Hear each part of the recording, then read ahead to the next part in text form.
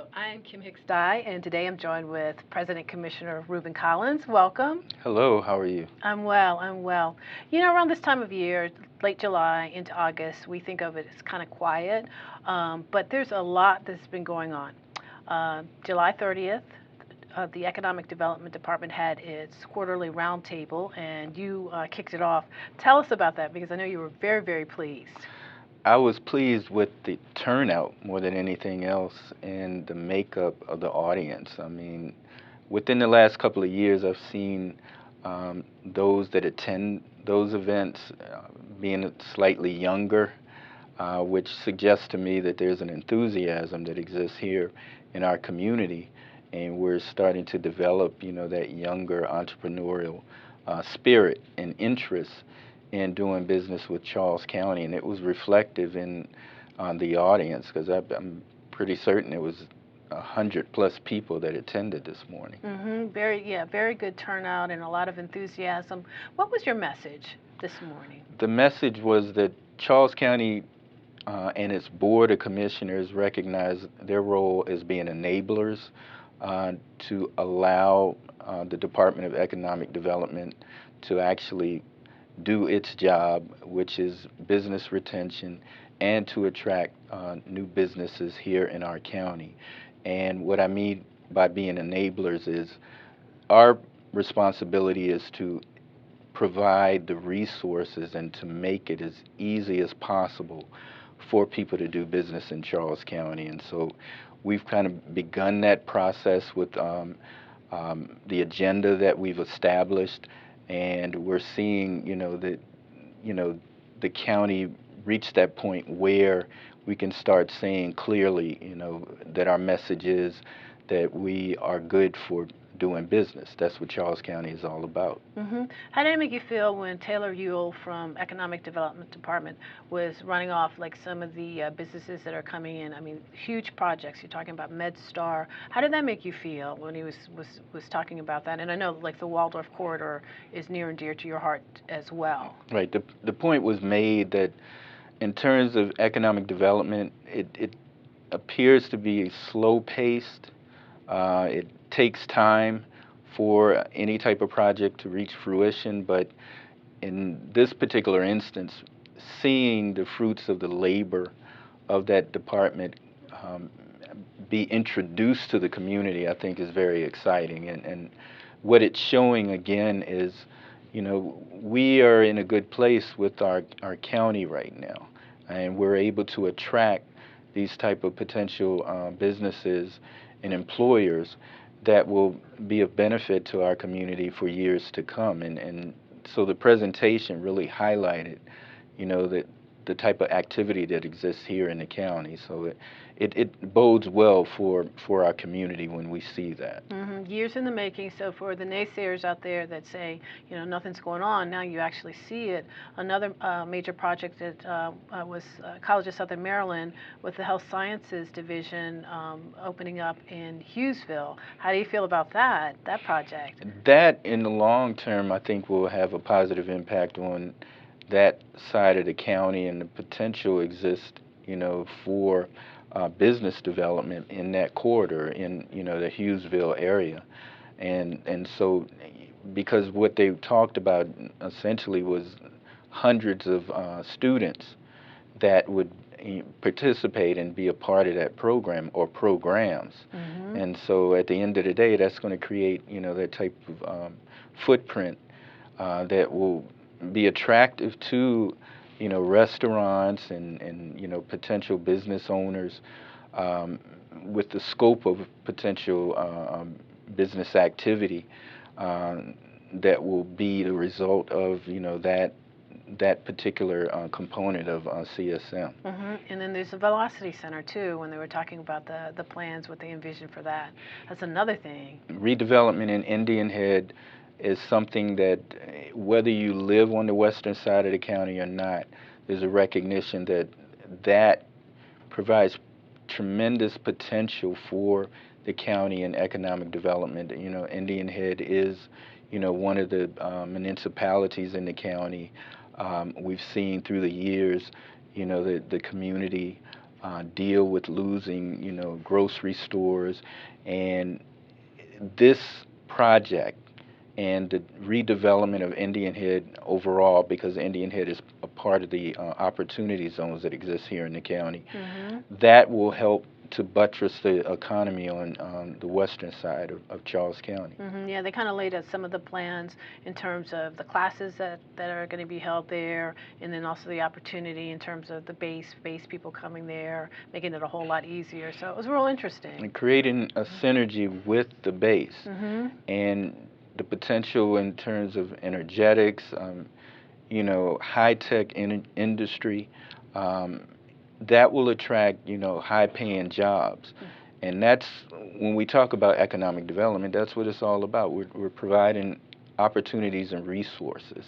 And so, assisting in zoning changes in Indian Head, providing funding for the Velocity Center. These have been the commitments that the Board of Commissioners have made in the last 8 months. Can you talk a little bit too with the roundtable today in terms of the cooperation that you have? Delegate Davis was there, as well as Delegate Ellis, and there was a representative too from Chris Van Hollen's office as well, right? Right. So can you tell like how does that all happen? I mean, it's not only at this level that you work, you have a cooperative relationship. Well, it works simply by just reaching out and letting our federal partners, our federal leadership, Van Hollen's office, Senator Cardin, and of course our state legislators, let them know what our priorities are. And we've made a point. We recently held a meeting where we discussed, improving our legislative process, because the idea is for us to be and to speak in one accord. And where we may have differences, we need to go through a process so all of us as partners can fully understand where there may be levels of disagreement. And hopefully we can resolve some of those issues. There will always be differences of opinion. But in terms of priorities for the county, by establishing, a process that begins relatively early, we'll be able to flesh out a lot of differences, and in the long run, we'll be able to do more that benefits Charles County citizens, and that includes, our federal partners as well. Working together. Right. Excellent, excellent. So again, like I said, in August, the county commissioners will not be meeting, but there's still things that go on. Now, on a Saturday, you held a seminar, if you will, community conversations on justice reform. Can you tell us a little bit about that and like what the next steps are? Well, the actual participants, and I guess the highlight was representatives from the public defender's office. And they certainly brought to the table their expertise in actually being litigators on the criminal justice side. They have taken their years of experience to kind of assess the state of where Charles County is as it relates to criminal justice and actual potential or actual reform. And many issues were highlighted. I think the most interesting conversations were related to issues like, bail, expungements. These were just categories that were discussed. Issues associated with immigration, these came up. The conclusion, I think, more than anything else, is to ensure that our citizens are informed, that they fully understand that although the criminal justice system and what happens in our courts may seem remote to you, because you may not actually be, a defendant, if you will, it's still a reflection of where we are as a community. And so we need to stay on top of how cases are being prosecuted. Our citizens need to be aware where disparities exist in the pursuit of justice. And those were some of the issues that came out of this conversation. I think the follow-up will and it was really emphasized by many of the people there, was to also kind of speak more directly to issues that impacted the youth population in Charles County. And so Delegate Davis and I would definitely prepare a follow-up for this meeting. It was well attended. We For expect Saturday too. right, You have to think about that. exactly. And you're right. It's not a sexy issue, if you will. I mean, it's a very serious issue. So, in terms of the public, people, can they make a difference? Of course they Okay. can. All right. I mean, it's who you elect. There's a spillover effect in virtually all aspects of your day to day. Who you elect as your governor determines who will be appointed, in your judiciary. So judges are appointed by the governors. And on the federal level, the president through the Senate determines who will sit on the federal bench. So, but what starts the entire process is who you elect in those positions. Conversely, who you elect as your primary prosecutor influences how criminal justice and how cases are prosecuted. That's why we need to pay attention to these things, and that's where we as a community, we can have an impact on these things. It really is, and there have been communities where that's the case, where they wanted to vote certain prosecutors out because of their record and stuff. So they did make a difference. Just me personally, I just feel like a lot of times people feel like they can't make a difference, and they can. They absolutely can, and that, I think that was part of what Delegate Davis and we understood. We know this was only a first step, but I think the feedback was very positive, and I think that central theme that you can make a difference. These are things you can monitor. The public defenders that were there, they certainly encouraged people, that any court proceeding is public record unless it has been considered sealed, and so anyone can go to any courthouse in the county and as an observer, to see what's going on. And so that was suggested, and I think it's a great idea. We'll connect the dots. So you were talking about young people. On July 23rd, you commended local boy done well. That's actor Asante Blackk, and he's a graduate from North Point and is now Emmy nominated for When They See Us. What was that like, to honor him? Such a young person, really doing well. That was our honor for him, first off, to come to the county building, because we're extremely proud of what he's accomplished at such a very young age. Just to be considered for a Emmy, to have that as a potential accomplishment so early on, and to be someone that matriculated through Charles County public school systems. He's a local hero, and it was certainly my honor to have him there.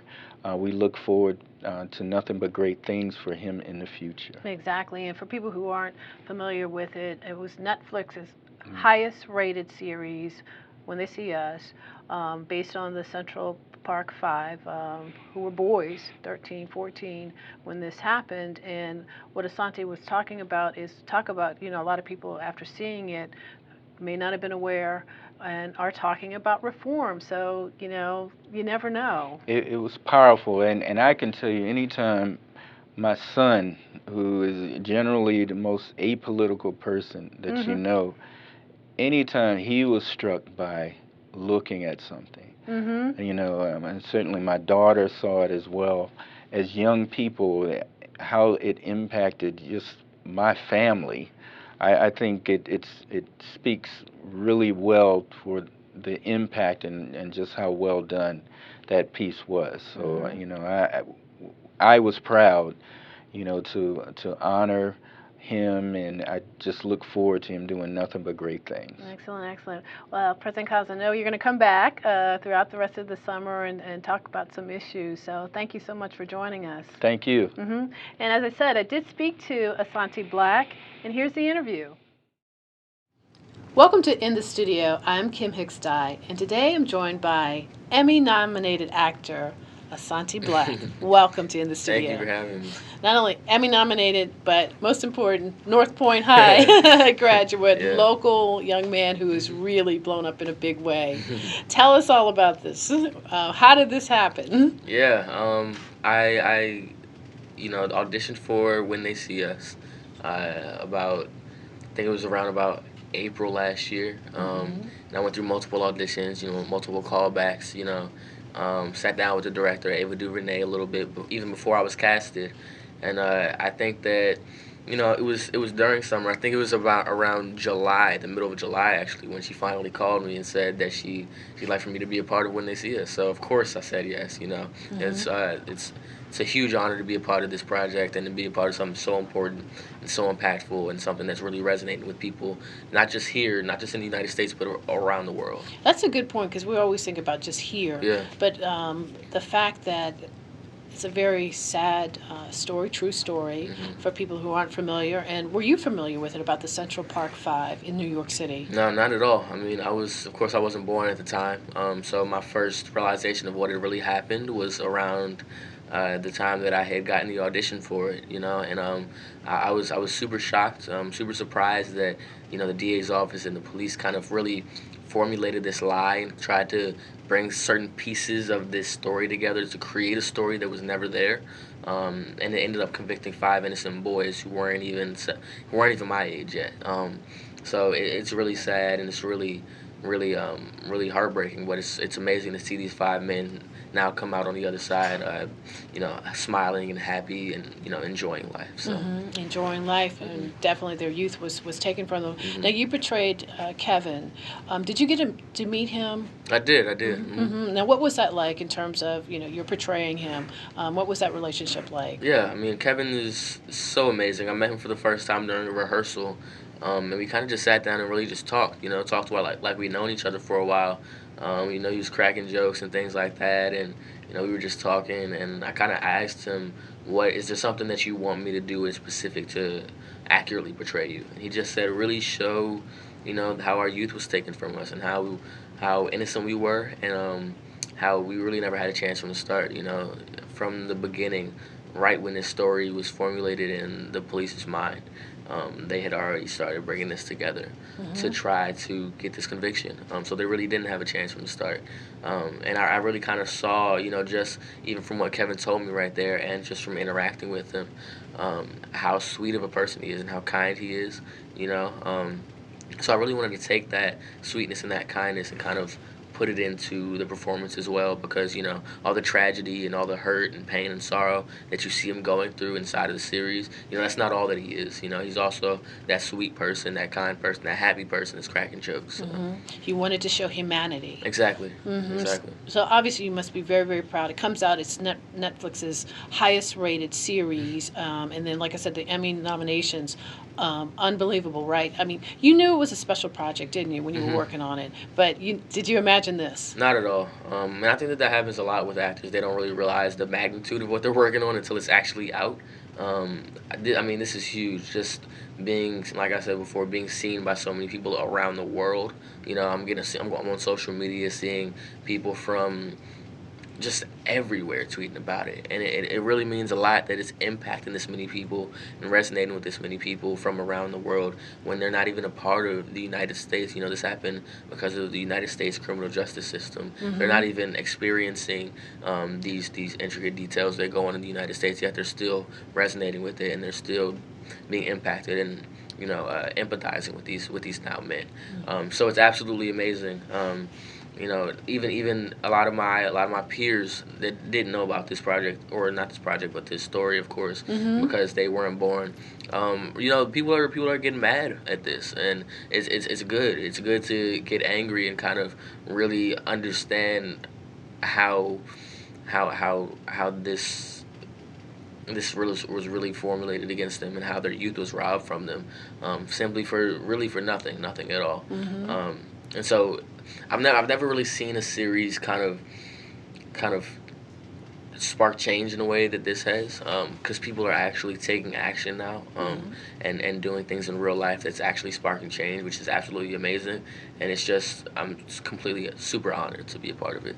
Excellent, excellent. So, how has life changed? You have been interviewed from WHUR to when I was, doing some research on you, to Oprah. What was that like? Oh man, being interviewed by Oprah was insane. Definitely top 5 highlights of my career. Mm-hmm. It's yeah, Oprah's everything that you'd think she'd be. She's so regal and so graceful, and just really an amazing person to talk to and to be interviewed by. You know, when that interview happened, I kind of didn't feel intimidated by her at all. A lot of people would think that you feel intimidated by someone as huge as Oprah, but she was very warm and very kind, and kind of made it a very comfortable environment. So that was amazing. Mm-hmm. Do you enjoy that? I mean, part of when something comes out, your work, you're doing that, the press tour, if you Yeah. will. Do you enjoy that aspect of it? in Yeah, terms yeah. I of- mean, talking to people, getting to really talk about the project,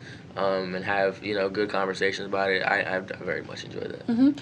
Let's talk about the business. The business of it's called show business for a reason. Yeah. And very early on, you knew you wanted to be an actor. Or you get an agent in the ninth grade, and now you made the decision for your mom to represent you. Tell us why. Yeah, I did have a manager around about a year ago, Mm-hmm. but just making that decision to have my manager be my mom now is just it's been amazing.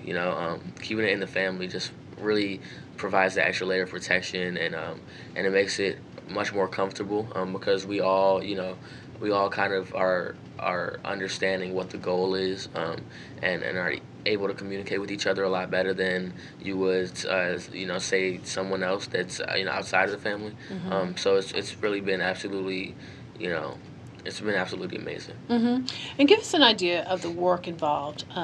Again, you knew very early on you wanted to do this, and for folks who are looking at you and saying, "Oh, well, he's lucky," or "He got a lucky break," it's work, right? Yeah. Tell us how much work, how much commitment it is. Yeah, I mean, I've known I wanted to be an actor, or I've been acting since I was in the second grade. So it's definitely not like this happened overnight or anything like that. I first got my agent in I think it was like the eighth grade. Is when I first got my agent, Mm-hmm. and it was when they see us was my first project, so I hadn't booked anything up until the summer before senior year. So eighth grade until the summer before senior year, I wasn't booking anything. Not many people were calling me back. Mm-hmm. So it was a lot of rejection at first, a lot of no's, and it's hard, knowing that this is what you want to do, that this is something that you are really passionate about, but not really many people are really seeing it yet. Mm-hmm. So I mean, it's really about just sticking it out and knowing,